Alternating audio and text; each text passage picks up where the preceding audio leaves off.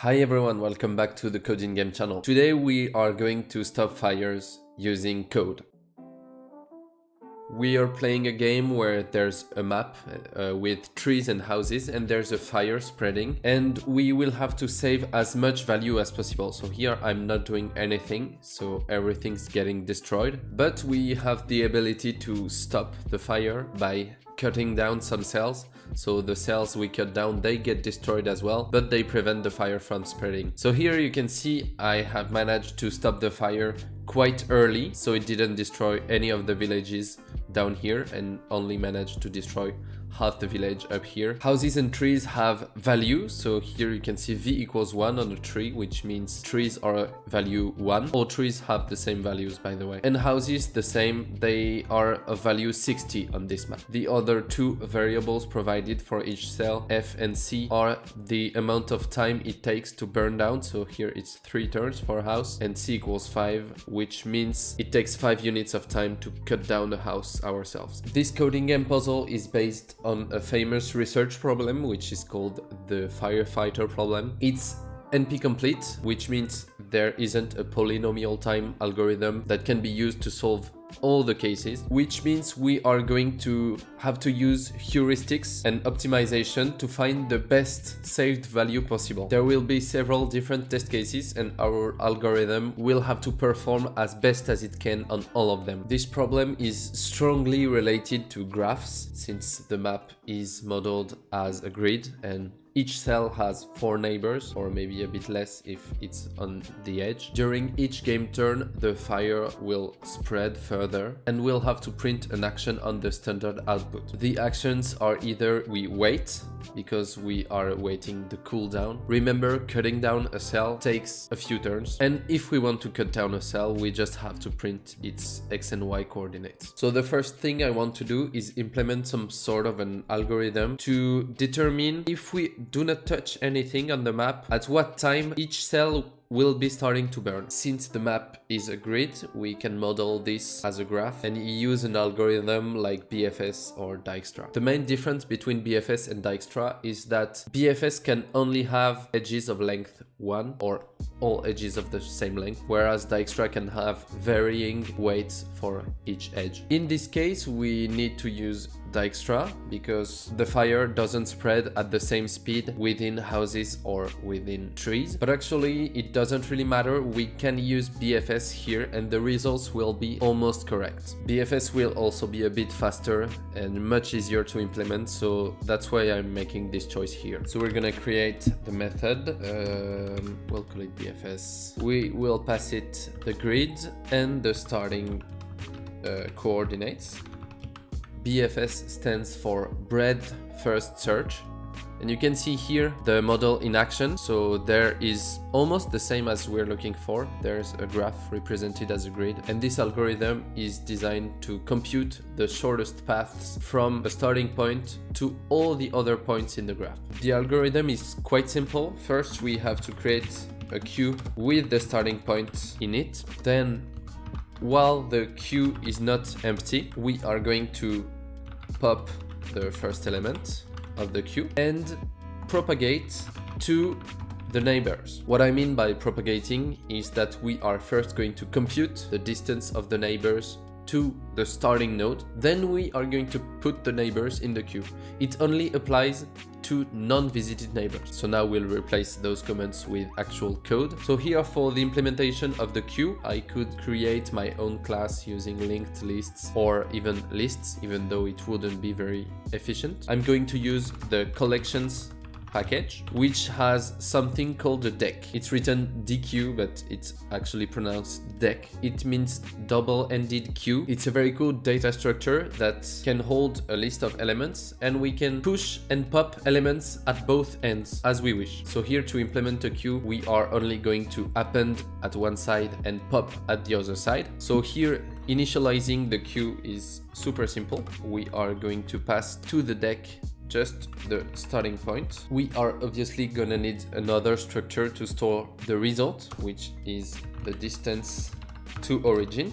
Here we will have a dictionary, for example. We could also store that in a similar structure as the grid, which means a list of lists, but a dictionary is fine. And of course, the distance of the starting chords to themselves will be 0. This dictionary will be filled over time, and that's what we will return at the end, like this.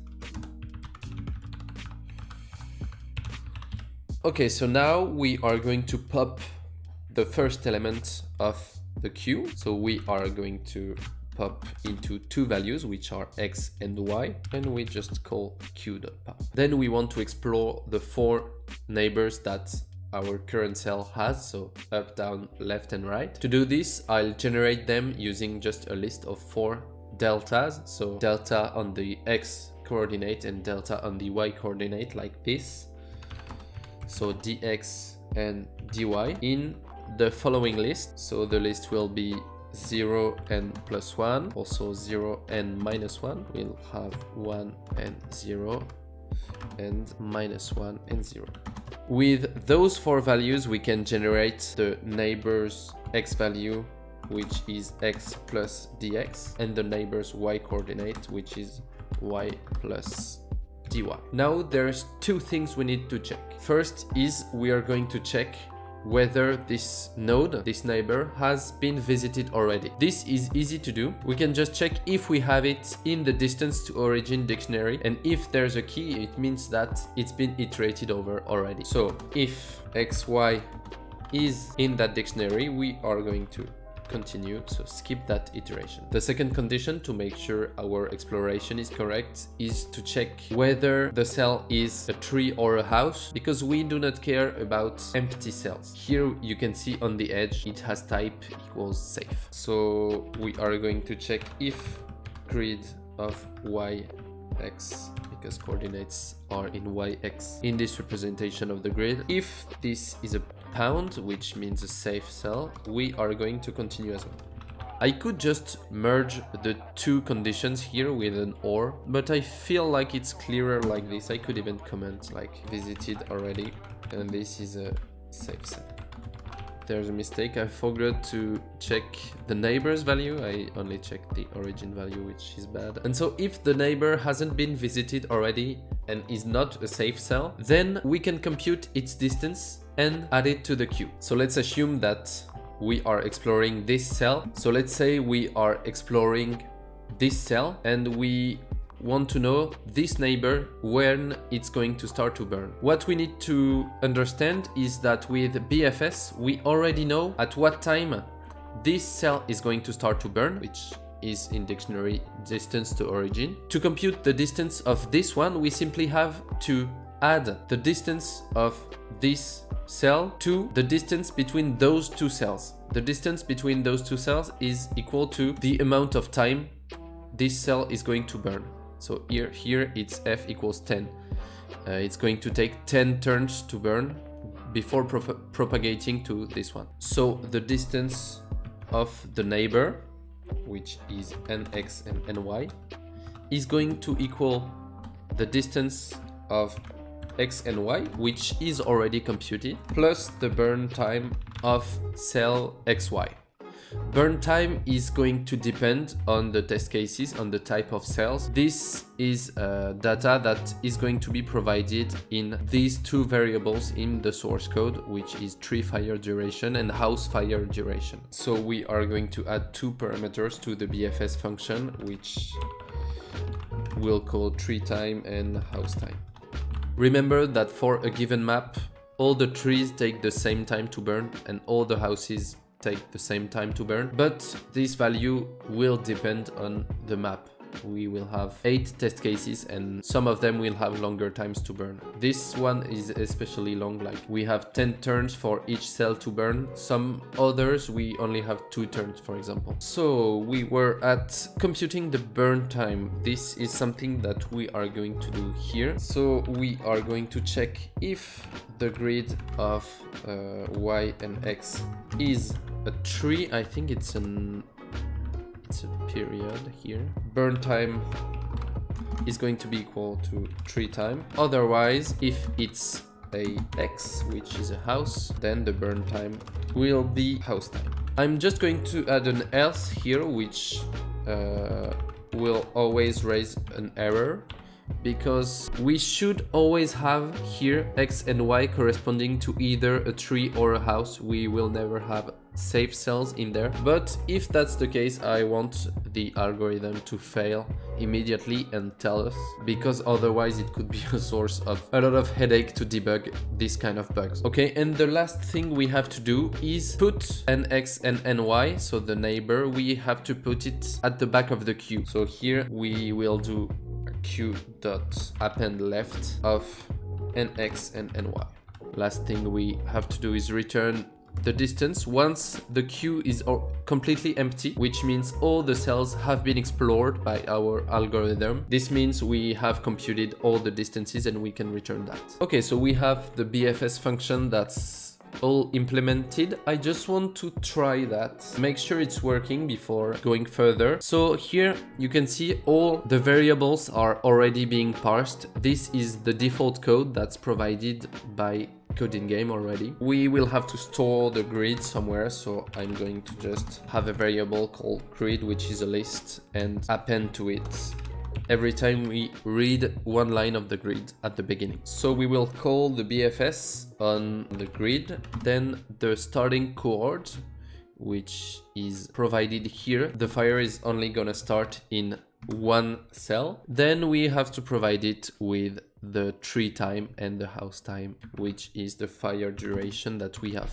parsed. So this is going to return a dictionary. What I want to do now is just print the entire grid, all the distances, so all the times it's going to start to burn for each cell. So we are going to iterate row by row, which means we start with the Y for X range. Okay. So, well, if the cell is in distance, which means it can be accessed from the fire starting point. Here it will be all the cells except the boundary, which are safe cells and will never be returned by the BFS. We will have the default value, which will be just an X, and otherwise, if it's found, if it's in the distances, we can just say it will be dists of X and Y, like this. Then we can print the dist.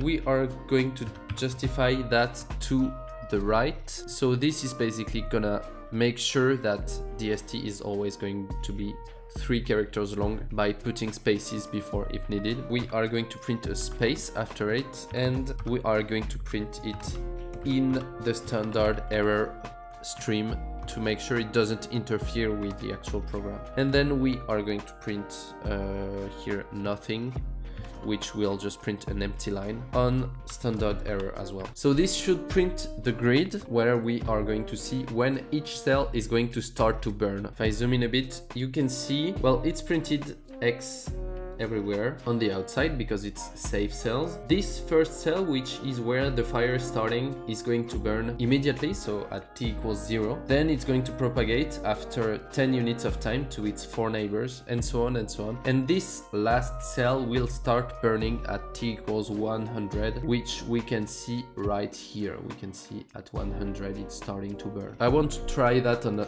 another test case, so I'm just going to run that one. So this is a bit different, but you can see, so let's say for example this one at the top right should start burning at t equals 14. Yes, that's the case. At t equals 14 you can see the fire is appearing. Okay, so it appears that our BFS is working correctly, which is a good sign. So now let's dig into how I want to solve this problem. What we want to do here is cut the map in half, not necessarily by going like from one end to the other. We could just like draw a circle in the middle and it's going to draw 2 separate zones. And I want the fire to be contained in one of those 2 areas. Once that's done, well, all that's inside the area will burn and all that's outside will be saved and will give us some points. So in this case, for example, ideally we would like to cut only the fire, just carve a very small area around the fire, but of course we will not have the time to do this because it takes 3 turns to cut a cell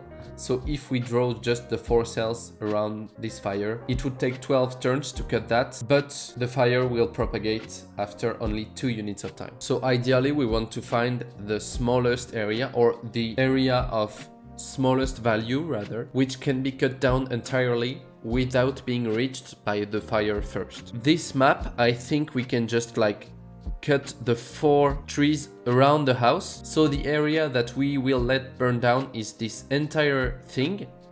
The only thing that's gonna be saved is the house, but it has a very high value. Here it's 3700, whereas a tree is only 100. Here saving the house is a very good move. We can determine the list of actions up front before the game even starts, because we know all the information we need, and on the first turn we will have 5 seconds to compute an answer, whereas we'll only have 100 milliseconds on the other turns. So the first turn is a good opportunity to do a lot of computations and actually determine this strategy for the entire game. I want to do a strategy that's a bit randomized, so I don't have to use too many heuristics and more clever stuff. I want to keep it quite simple. So we'll just draw random shapes and see if that's a correct partition of the map in 2 parts. And from all the valid partitions, we will keep the one that gives us the highest score. Now I can just comment out this piece of code, which was just debugging my BFS. I don't like to delete code because maybe I'm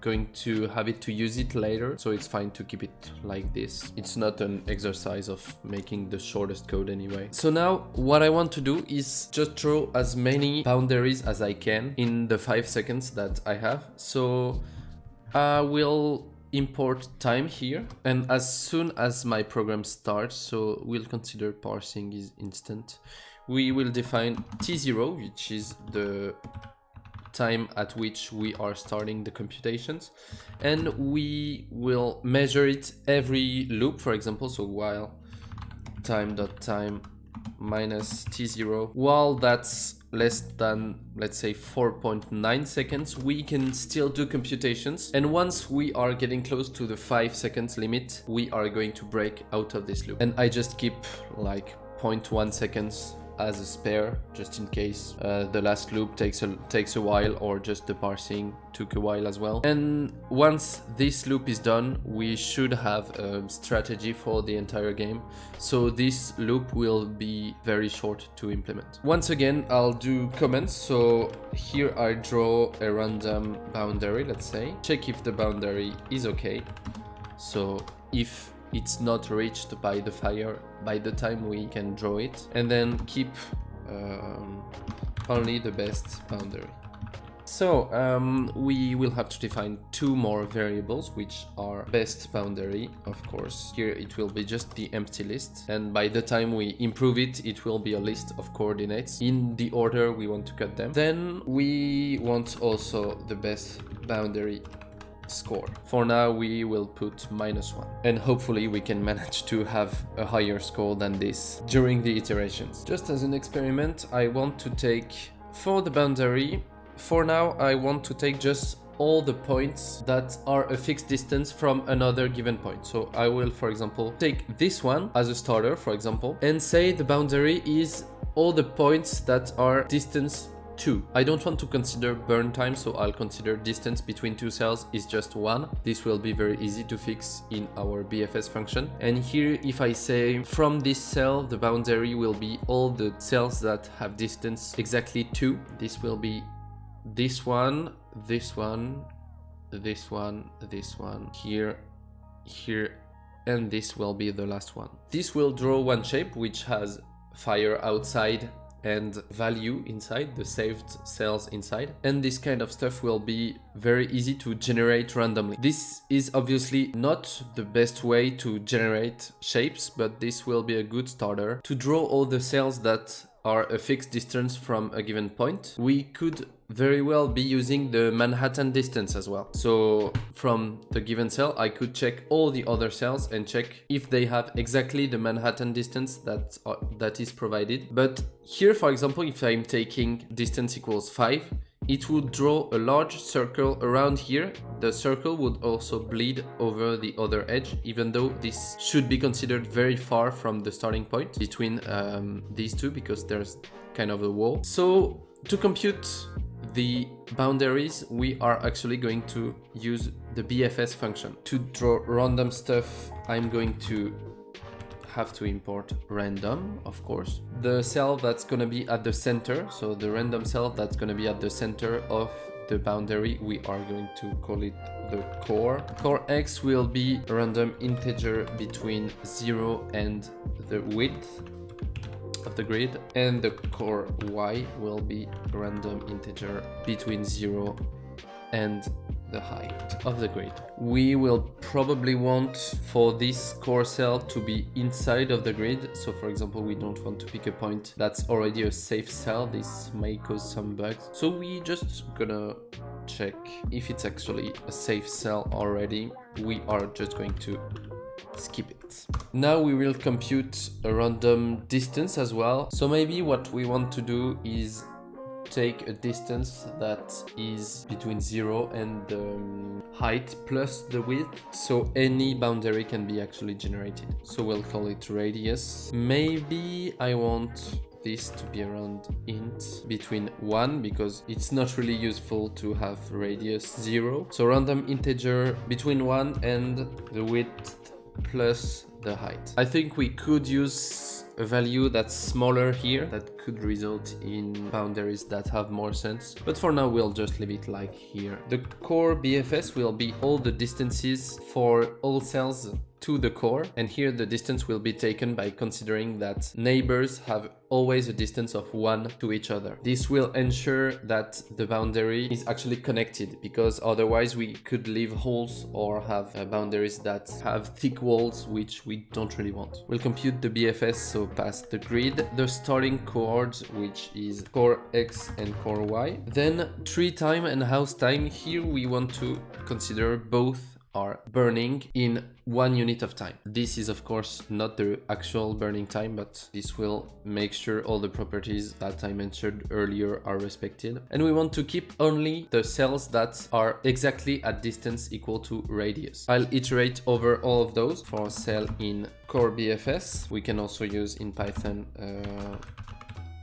dot items, which will iterate over the key and the corresponding value in the same loop, which is quite nifty to have. And we'll say if the cell distance is exactly equal to the radius, then we'll add it to the boundary, and the boundary cells, we will append the cell to it. Okay, now that we have computed the boundary, we need to check if it's possible to cut it before the fire can prevent us from doing so. This means we will check if we can contain the fire using that boundary. To do that, we are gonna use a greedy algorithm, and in that case, the greedy algorithm will actually be optimal. So what we are going to do is we will take the cells of the boundary and we are going to sort them by ascending burn time. The burn time is when the cell will be starting to burn. So by taking the cells of the boundary in ascending order by when they would start to burn, we'll actually cut along the propagation line of the fire. And so if there's a possible solution, our algorithm will produce one of them. And if there's no solution, it will realize as well. So the algorithm will be optimal. To do this, I will need to compute first the burn time of all the cells. So now, well, I can just reuse that. You can see it wasn't useless to keep it as a comment, because now I have the BFS for the fire start implemented already. I'll just rename that by burn time, which is the time each cell will start to burn, if of course we do not edit the grid in the meantime. And now in the boundary cells, instead of just putting the cell, I will also append the burn time here as the first element. And this will be super useful because now we can just sort them, and the sort will always take the first value into account, and well, if there's a tie, it will take the second value into account. This means that all the boundary cells will now be sorted in ascending burn time. If, for example, our boundary is the 4 trees that are surrounding the house, it means that, well, since those two will have an early burn time earlier than those two, at least. Those two trees are going to be the ones that are cut first. And actually this one is going to be cut first because the burn time for those two is going to be the same, but this one has a smaller XY value. Now we will check if the boundary is okay. So we'll say t equals 0. This is the current time. Then for burn time, then XY in boundary cells. In boundary cells, we have always two values. So it's a list of tuples with two values, which is first the time at which the cell will start to burn, and then the XY values of the cell. So here we are just unpacking all of that into three variables very easily. First, we want to check, so if burn time is actually lesser or equal than the current time, this means that the fire will have reached the cell before we start to cut it. So this is not a valid cut. So here we'll just say valid boundary. First it will be true, and then just in case we'll set it to false here and then break directly because it doesn't matter what the rest looks like. This boundary is invalid. Then of course we will need to add, so to increment t, the amount by which we're gonna increment t is gonna depend on the type of cell that is going to be cut. So if the grid of at coordinates y and x is a tree, then we will add to t the tree treatment duration, so the time it takes to cut down a tree. Otherwise the elif condition will be almost the same, but here we will need an x. If it's a house that we are cutting down, hopefully we will not cut down too many houses because they bring a lot of points, and cutting down a house will cost us that amount of points, but sometimes it's necessary. And once again, I'll do an assert false in there. I could also raise an exception or something like this. This assert is just a canary that will make sure that we will never try to cut down a safe value. So boundaries will never contain safe cells. Now, if the boundary is okay, so we'll just say if not valid boundary, we can just skip it. So continue. This will go back up to this line and continue computing with a new random boundary. And we want to keep only the best boundary.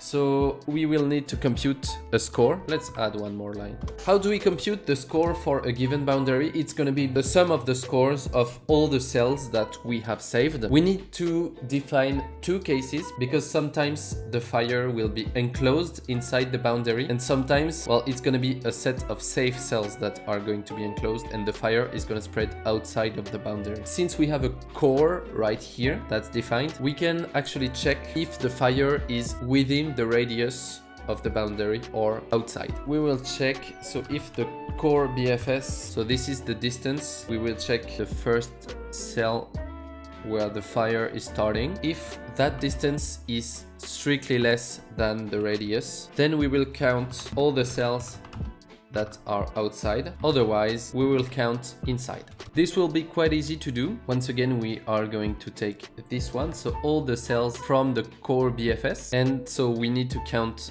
the cells that are outside. So we'll take if cell dist strictly greater than the radius, then the score will be incremented by the cell score. So here I need to define, of course, score, which will be 0 at the start, and the cell score will be either the tree value if there's a tree there, so if grid of y and x is a tree, otherwise a house value. I need also to define x and y, which are the cell. I will unpack the variable here of the cell. Otherwise, this will be almost the exact same. So maybe I could have designed my code a bit better, but that's fine. It's only like a copy paste of 5 lines. And I'm just considering values that are strictly lower than the radius. So all values that are inside the boundary. And now that I've computed all those values, I can simply update best boundary and best boundary score. So if my score is strictly greater than the best boundary score, then I can redefine that as being the score, and I can redefine the best boundary as being my boundary cells. Before implementing the full strategy with the actions, which is going to be actually quite easy to do, I just want to do one last check. I want to print the best boundary score, for example, and the best boundary. I want to print both of those, of course, on sys.std error, which is the standard error stream. Because if we print it on the std out, it will be considered as an instruction and the program will just crash. So let's run this again. Well, it will always print wait again in this game loop, so the actions loop. But now I can check in the first output. Okay, it looks pretty good. It managed to save 3,700. I'm not sure if it's super clear. It managed to save 3,700 units of value, which is exactly the value of a house. So I assume that the cells that are going to be cut are going to be those 4 surrounding the house. So 5, 5, 6, 4, 6, 6, and 7, 5. Yes. So it actually managed to find a way to save 3,700 points of value. Now the only thing that's left to do is to print those actions. So we'll say for each turn, we'll check if we have the cooldown. So if cooldown is greater than 0, it means that we just did an action of cutting down something. So we will need to print wait. Otherwise, the program will just crash if we try to cut down too many things too fast. Otherwise, the action will just pop the first value of the best boundary. Doing a pop 0 isn't recommended in most languages because it has a linear time complexity instead of a constant time if you pop at the end of the array. But here it's not the end of the world. The best boundary is very small, and anyway we have a lot of time to complete each loop. So just keep in mind that it's not super recommended in most cases, but here it's completely fine. Here we will take the element at index 1 because in best boundary we have the burn time as the first element and the xy as the second one. And I can just print the action like so. Since we have a tuple of x and y here with a star, it will just print both of those with a space in between. Having a pop here, it will delete the first element in best boundary. So next time we enter this condition, we'll actually print the second instruction, then the third one, etc. So now let's check it in action. So now it's running on Coding Game servers. So we're waiting for it to return. Perfect. You can see it saved the house. Oh, but actually we have an error like here because of course I forgot to add the condition if we do not have any more actions to do. Here it's trying to pop from the empty list. It's fine because it's crashing after all the cut actions have been made, but we can just fix it very easily. Or not best boundary, and if best boundary is empty, we will enter this condition actually. Okay, let's check a few test cases. So here, no sooner said than done. This should be possible to solve it by just cutting the 4. Yes, it's doing the right thing. Just by cutting the 4 cells around the fire, because the fire takes a very long time to burn. So here the random boundaries actually have managed to find it. Let's check another one. So each cell matters. This is test case number 3.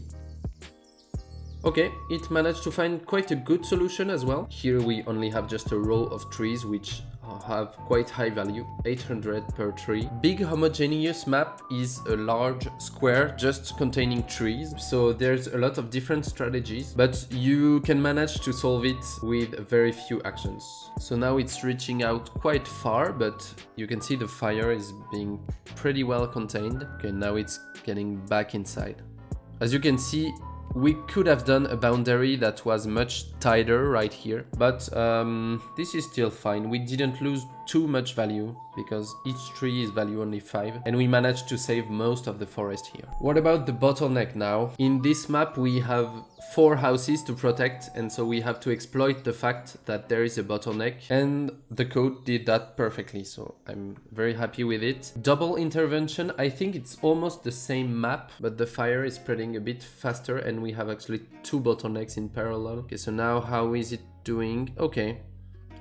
Not ideal, but that's the way we generate boundaries. For example, I think we could have started cutting this cell instead, but our way of generating random boundaries cannot actually do that kind of thing. This last map is very random. I don't think there's much we can save, but we'll see. Okay, so it appears like we can save like maybe 1/4 of the map. I think we could save much more with improved strategies, but this is the only test case where I can see something that is very wrong. All the other test cases, our simple code did pretty well, so I'm quite happy with this. I think we can submit and check the score we can get. So now we got just above 55,000, which places me at the 10th place on the leaderboard. I'm super happy with this. Just above 11th place. There's a big gap between 11 and 12. But you can see there's much more we can improve. We can gain more than